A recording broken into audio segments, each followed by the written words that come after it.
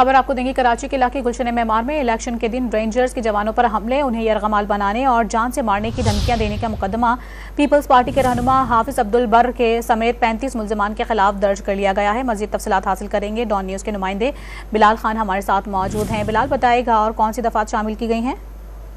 बिल्कुल, देखिए peoples party के रहनुमा हाफिज अब्दुल बर और अली अहमद समेत 35 मुल्जिमान के खिलाफ मुकदमा दर्ज किया गया है। मुकदमा दहशतगर्दी और यरगमाल बनाने, यूनिफॉर्म पर हाथ डालने और दीगर संगीन दफात के तहत दर्ज किया गया। मुकदमा रेंजर्स के अफसर की मुद्दत में गुलशन मेमार थाने में दर्ज किया गया है।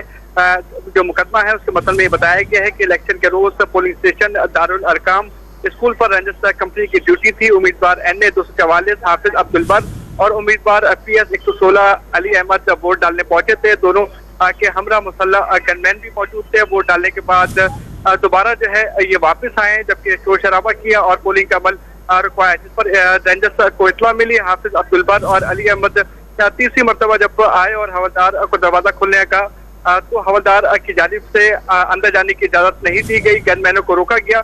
दोनों के हमरा 30 से 35 अफराद जबरदस्ती धक्का देते हुए पोलिंग स्टेशन में घुसे और रेंजर्स की वर्दी पर हाथ डाला, असर छीनने की कोशिश की और दहशत फैलाई।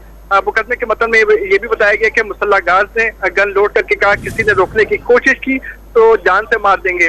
दोनों उम्मीदवारों और दीगर ने पुलिस स्टाफ को यरगमाल बनाया और वोटर लिस्टें फाड़ दी।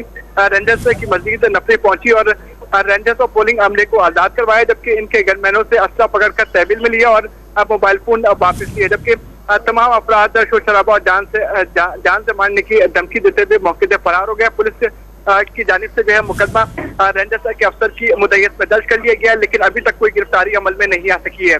जी, बहुत शुक्रिया आपका बिलाल, तफसीलात से आगाह करने के लिए।